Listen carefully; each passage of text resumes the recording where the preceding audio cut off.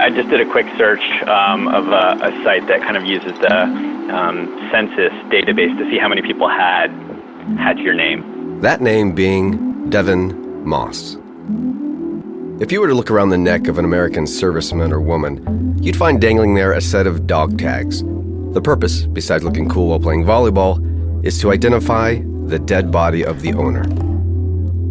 This thin piece of metal has 5 essential bits of information stamped into it about its wearer. Religion, social security number, branch of military, blood type, first middle initials, and last name. And so, from the age of 18 to 23, my essential identifiers were Roman Catholic, USMC, A positive, and DS Moss. With your name, there's roughly 14 people in the U.S. So 14 people are fighting the same problem that you are when people search their name. Professionally, which has evolved to digitally, I remain DS Moss. Devin Moss, which is also me, was supposed to be saved for friends and family in the real world. The line between the two, of course, has gotten a tad bit blurry, and I now have what seems to be an online identity crisis. Who am I, digitally speaking? I'm Brian Patterson. I'm a partner at Go Fish Digital. And what we do is help brands and individuals with their online identity. I would say in terms of what the relationship is between your digital life and your real life, it's probably something like a Venn diagram where there can be a heavy overlap between sort of who you are in the real world and how that's reflected online, or there can be very minimal overlap. I do have an overlap issue, but that's not why I originally called Brian. And that problem is Devin Moss, number 15. When people search Devin Moss, a man not born with a name comes up on the first 100 pages or so. Devin Moss, the gay porn star. That's right, someone chose my birth name as their porn name. And now, since our digital identity is immortal, I want to make sure that my legacy isn't confused with the work such as the porn identity or hot anal boys XXX.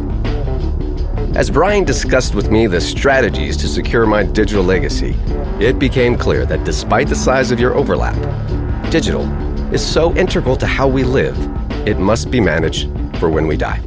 The difference with digital is that it's so new for us that we're not sure how to handle it.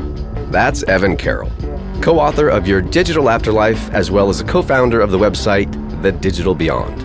Both great resources for digital legacy and afterlife issues. When I speak about this, I often talk about it in terms of first your computers and devices. Once you're gone, is your computer off limits or an open book? Then I talk about email specifically because it's such a central part of our digital lives. Did you know the average American sends and receives 88 emails in a day? That's over 32,000 a year. Are they the same thing as letters tucked away in a shoebox? I talk about social media. Facebook, LinkedIn, Gmail, Instagram. What happens to them when you die? And then I talk about the other forms of assets which actually may bring financial value to your estate. Is a digital estate really a thing? And how much could it actually be worth? Join us as we go binary on an adventure into cyberspace, where I plan my digital afterlife, reconcile my digital identity, and go in search of Devin Moss number 15, the gay porn star. All of this and more in episode 8 of the Adventures of Memento Mori, Digital Afterlife.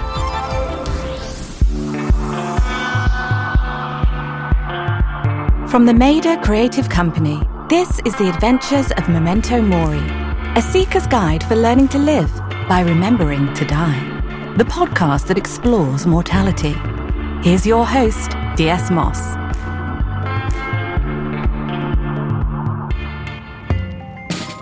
One of the perks of hosting a show about death is that people now send me fascinating death-related articles. I love hearing from you, so keep the ideas coming. Email the show or DM me with links to Twitter or Instagram at Remember to Die. One of these articles sent to me was Her Secret Story. I discovered my mom's digital life after her death. It's an essay written by Kate Brannon that was published in The Guardian this past Mother's Day. The essay talks about how, after losing her mother to cancer, Kate discovered ways to stay connected through the laptop her mother left behind. I did realize when I got her computer, I sort of knew the weight of it. Like every photo she ever got in an email was there. And so yeah, as soon as I opened the computer, it was like my mom sort of screaming at me. Turns out Kate Brannon lives right down the road, and so I invited her over to talk about the experience. It's through her story that we'll explore the digital afterlife. But before we cut back to Kate, play along with me and imagine you've inherited a parent or spouse's laptop and you have access to everything on it. Now, flip it. Imagine that that parent or spouse or child inherits your laptop, exactly as it is right this second, with access to everything on it. Just let that stew. Now back to Kate. Whether it's emails or texts or like they're all of these trails almost that I know are there that I can go down, but like I haven't wanted to. The artifacts that she did explore and what her essay is about were her mother's bookmarks, of all things. It so clearly was sort of the story of her, not her whole life, but the last 5 years of her life. The bookmarks served as thought breadcrumbs, a chronological map of what her mom was thinking, even through her illness. You can see she's making, not plans, but kind of daydreaming about, there were bookmarks for French classes in Provence and cooking classes in Italy. And there are all these like modern churches. There's this, I think, Rothko Chapel in Houston. Yeah, that she always wanted to go to. Now I also am like, well, I've got to go see that Rothko Chapel in Houston. There are going to be trips that come out of this that I'm going to go do, and in doing so, connect to her again. By simply bookmarking her interests and inspirations, Kate's mother unintentionally left behind a beautiful way for her children to stay connected with her. But what if there's a way to intentionally leave behind digital breadcrumbs for your loved ones to find? What if you could curate your digital legacy and publish content from beyond the grave? Well, of course you can. It's 2016. My name is Moran Zur. I'm the founder of Safe Beyond. Safe Beyond is a free legacy management platform that helps you store content and release it posthumously. We will allow you to capture the meaningful content and create it and store it for your loved ones, and it will be released in the most important moment when they'll need you the most, when you are already gone, or it can be the moment or it can be the place. So, in preparation for the end, I now have a platform where I can create and store messages that are published after I'm gone. It can be for any future event, like your son's future wedding, or your son graduation, or even just, for specific birthdays, or first Christmas without you. Or the messages can be triggered when the loved one arrives at a specific location, such as the Rothko Chapel. I fear that all my messages would be half-baked jokes. So for the sake of my mother's mental and emotional health, I will refrain from sending a posthumous Christmas greeting. I do see the value in this service for those that have a terminal illness, for those that know what they want their last words to be. But for those that are not, how do you compel a healthy 35-year-old to actually plan for their death and create content for the afterlife? Do you have kids yourself, Devin? I don't know. Mostly the initial reaction of people when they have their first kid born, they will go and they'll create a life insurance policy for him, because they understand that there's now this fragile little baby that is so dependent on them. But this only takes care of the economical aspect, while we're kind of neglecting the emotional part of it. I believe that every person is obligated to leave his words of wisdom and some comforting for his loved ones, in order, especially for kids, in order to make sure that you will be part of their life in case something happened to you. So think of it as emotional life insurance. Check it out for yourself and sign up for a free account at www.safebeyond.com. When you look far into the future, you will see a very different world, that all the memories or all the history that we view today about people that have been living in this world have been described sometimes in books, but we allow now every person in the digital age to have his own legacy maintained forever. But what about making a digital legacy disappear forever? Say, for instance, a gay porn star who stole your name. So it will definitely take time. I think, it would take a lot of money if you're looking to completely wipe him off of the first page or the first 2 pages of Google. It could take a lot of time and commitment. Time, money, and commitment. Shit.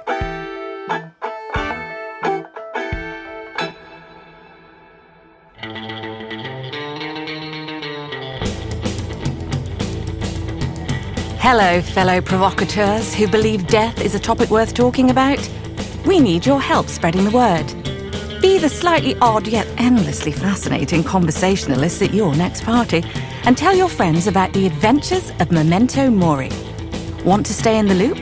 Join our inner circle by going to our site, theadventuresofmementomori.com, and be sure to stay up to date with the quest for enlightenment on YouTube by following our channel, The Adventures of Memento Mori podcast. And now, back to the show. Before the break, we're talking with Moran from Safe Beyond about posthumously publishing content for your loved ones. Until I start having kids, however, I decided not to send messages. But what about you? I asked Ruthie to go find out. I went out on the streets of New York to ask the general public a question about death. If you died today, but could schedule a posthumous tweet beforehand, what would it say and when would you post it? There's really not a whole lot that I haven't said, and I think I wouldn't. I like the Irish goodbye. Yeah, at the back door. Yeah. So technically, if you use a social media kind of or modern technology term, you just ghost out.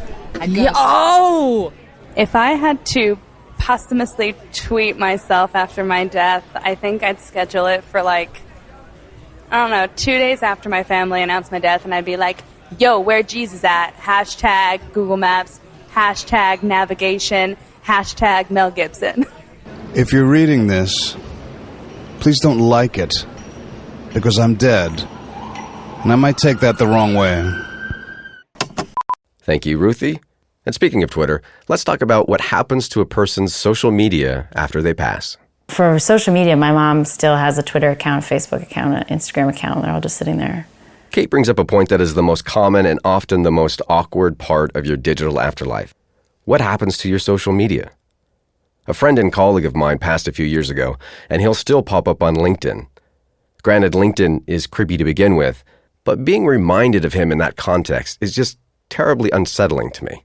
And LinkedIn, as with Instagram and Twitter, is passive, unlike Facebook. Facebook and her having a Facebook profile can kind of screw with you in different ways in terms of do you want to share this memory with Kathy Brannon, or here's a memory, your friendship, your Facebook friendship is 3 years old with Kathy Brannon. You're like, oh, what? Yeah. Stuff like that. It's far more interactive. It can kind of bother you. I'm not on Facebook, but for the other billion people that are, I asked Evan Carroll from the Digital Beyond what needs to be done to prep so our loved ones don't get Facebook alerts or served ads from us after we go. For issues of when you pass away, they suggest you use a relatively new feature called Legacy Contacts. And what Legacy Contacts allows you to do is specify someone, another Facebook user, who will have certain powers over your Facebook page once you pass away. You can allow them to do things like download your account information. They can approve new friends. They can pin posts to the top of the page, and they can essentially serve as a moderator for your Facebook page going forward. Your legacy contact can even change your profile pic after you die, if that's something that needs to be done. But assuming, like most people, you don't plan on life after you're gone and have ignored the legacy contact settings, and then you die, what happens then? Any person who is friends with the decedent has the ability to request that account be memorialized.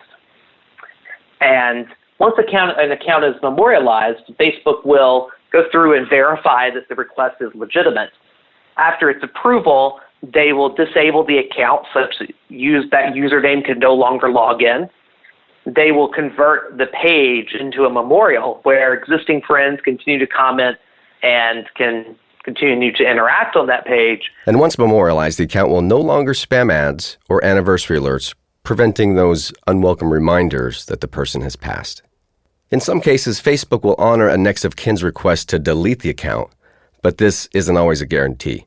So if you want to say in what happens to your Facebook profile when you die, just go set your legacy contact settings. Okay, on to the Google. Google has what they call an inactive account manager. And the inactive account manager isn't a trigger based upon death. Death to the Google means being inactive. You have the option of setting the inactive time to 30, 60, or 90 days. What they will do is they will carry out the actions that you specify. You can choose to have your Google account deleted. You can choose to have specific types of information available to a legacy contact. For instance, I can specify that my next of kin receive all of my email messages. So it turns out that the custodians, as the platforms are referred to, are creating solutions for your digital afterlife. There's even legislation being put forward to protect your personal data once you die. But I don't think fundamentally that individuals are more worried about it. And so we circle back to the same question that I asked Moran earlier. How do you compel someone who is healthy to prep for death? It'll matter to your friends. It'll matter to your family.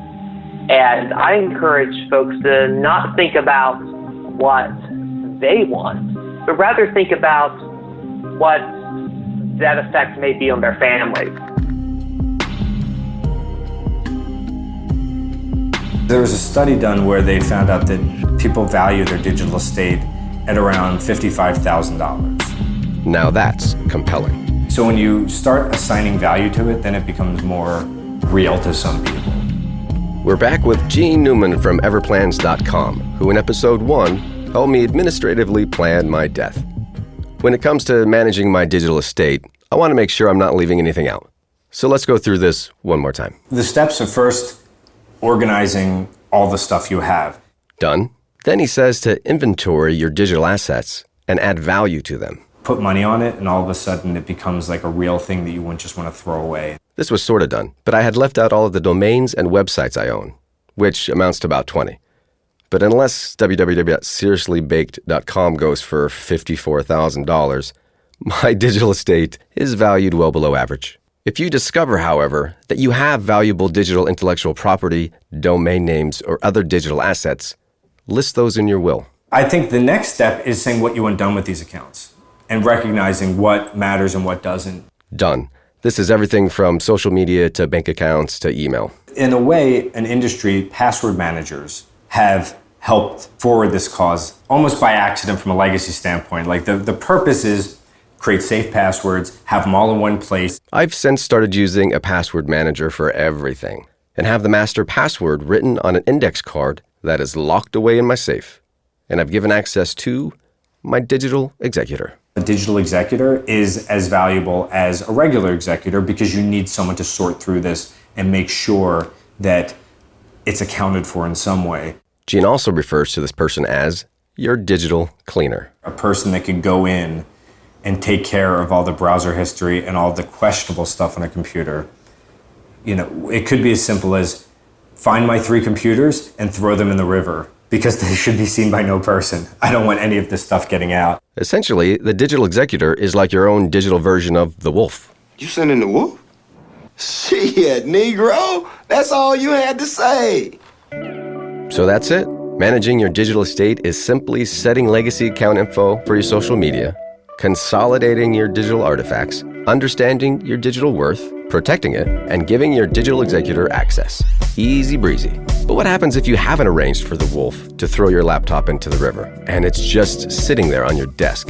Can people look? Should people look? It never occurred to me that this was controversial, that I'd done something controversial. Here's where Kate's story takes an interesting turn.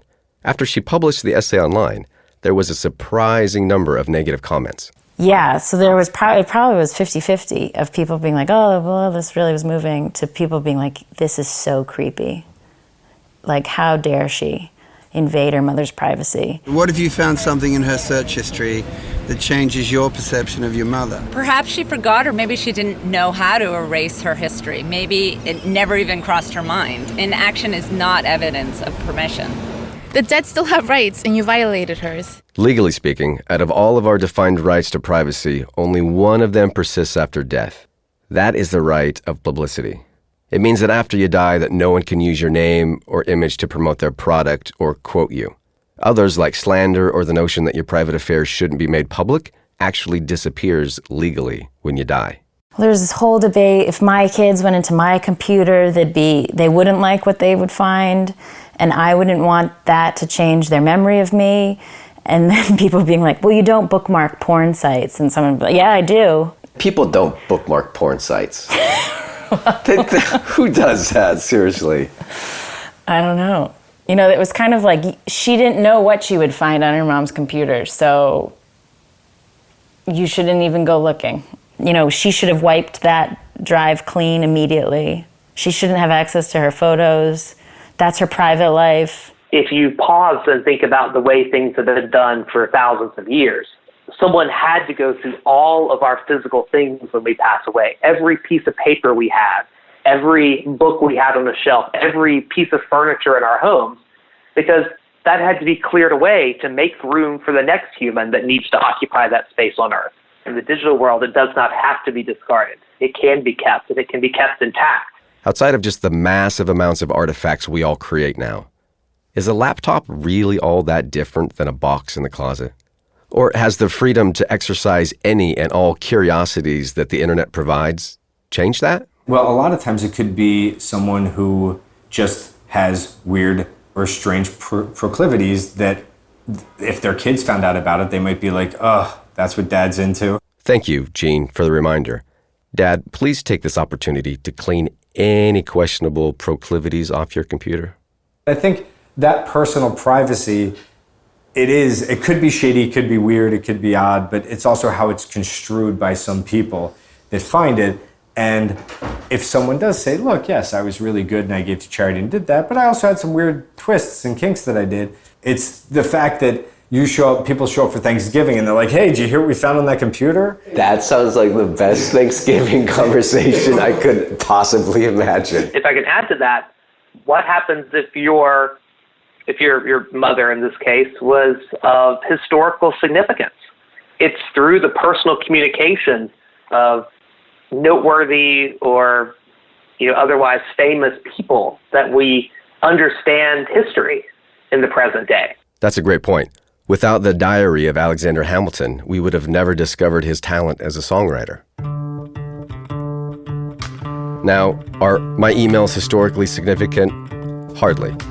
But I have absolutely no problem with those closest to me seeing them, or my browser history, or my bookmarks, or anything else in my digital estate. Kinks and proclivities included.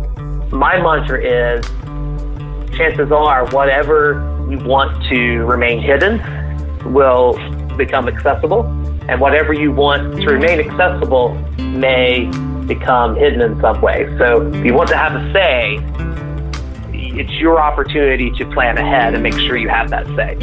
Exactly. So what do you think? Is it morally wrong to go through a loved one's laptop after they pass?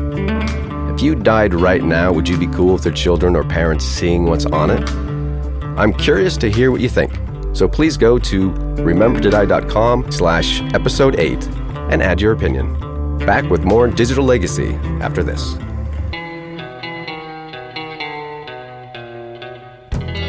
Do you consider yourself to be a fellow seeker? Do you believe there's something more to being human than what's available in the illusory cocoon of our material world? Or perhaps you're thinking of starting an existential scavenger hunt and would like a guidebook to help chart your path? If yes, you're in luck. Go to theadventuresofmementomori.com and sign up to receive D.S. Moss's upcoming book, Something to Believe in, a seeker's guide to finding your big belief. Sign up today and start your journey. Before we dive into me sorting out my digital legacy, I want to thank Kate Brannon for sharing her story and allowing me to use it to illustrate the topic of digital afterlife. It's incredibly generous of her, and I appreciate it. Okay, now on to my Devin Moss gay porn star problem. Earlier, we were talking with Brian Patterson from GoFish, the online identity consultant. And he was helping me with a strategy to take my name back. What do you do? Okay, so you have the two name issue going on. Do you want to get into that first? Brian was pretty straightforward in telling me that the real issue at hand was the lack of clarity of who I was and who I wanted to be. You have potentially three solutions for your digital identity. Option 1. You can define yourself as DS Moss everywhere online, and then also try to do that in real life. Option 2. You can go with Devin Moss and sort of fight this problem head on. Or the third option is to use both, but really that's really complicated to do, to try to train Google that you have two different names but are the same entity. So really, picking one or the other makes the most sense. I mean, I think the big sort of takeaway is that your issue is super unique, not because it's a gay porn star who ranks for your name, but because of you having two names that you could potentially go by. Brian is right, and I choose option 1. I choose DS Moss. The truth is, I didn't want to be Devin Moss online. I just didn't want him to be Devin Moss online.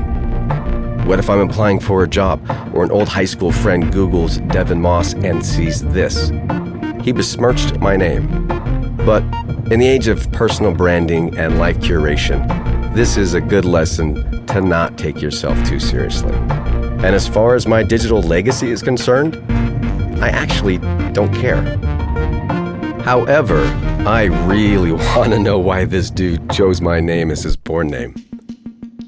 It is pretty interesting to see, I guess, porn names. There's some really great ones. And then there's, not to kind of disparage your name, but Devin Moss is just kind of not a porn name to me. It's not a porn name to anybody. It's because it's not a porn name. As we all know, your porn name is the name of your first dog, followed by the name of the street you grew up on. Mine would be Gator Brawford. I'm not, at all, convinced that this dude had a dog named Devin and he grew up on Moss Street. There's more to this story, and so I tasked Alex, my research assistant, to find him. When I was looking him up, and I typed in Devin Moss, and like you said, it kind of just immediately hundreds of pages of just really prolific work. I guess he even won an award for a best At least scene. he was good. Yeah. But if you looked at the pictures, it's kind of hard for him to not be good. He's famous for his size, I guess you could say. Alex spent weeks clicking links, going down one rabbit hole to the next, trying to find the real identity of Devin Moss. And then finally, a lead. I found the Wikipedia of porn, and that's where I found his government name. What's his government name? According to the Wikipedia of porn, it's... Which is a far better porn name. Yeah. Than my name. But even with his real name, Alex ran into dead end after dead end. Then he started to reach out to the production companies and fellow cast members that had worked with. The one, I guess it was City Boys Entertainment, which is the studio that kind of discovered him, I guess. The founder or director of it said, hey, I would love to help, but Devin Moss retired, and I have no way of getting in contact with him. He retired in 2011 and just fell off the map without a trace. All leads went cold. It was time to give up. I needed Alex to research mass extinction events and couldn't afford to spend any more time on this. And then, he got an email. One of Devin Moss's co-star responded and is still in touch with him. He passed along the podcast and has received an invitation for an interview. We are still waiting. You find out the meaning of life when you track down your internet doppelganger. I mean, that'd be weird, but life is weird. But he doesn't look like me. Mm-mm. Yeah, he's kind of like a twink. Thank you for saying I don't look like a twink. Thanks for joining me on another episode of the Adventures of Memento Mori.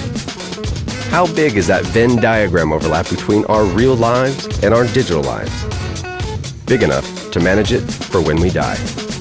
Thanks to Kate Brannon, Brian Patterson from Go Fish, Evan Carroll from The Digital Beyond, Lauren Zur from Safe Beyond, Gene Newman from Everplans, and Alex. I'm DS Moss. Back again in 2 weeks for more The Adventures of Memento Mori.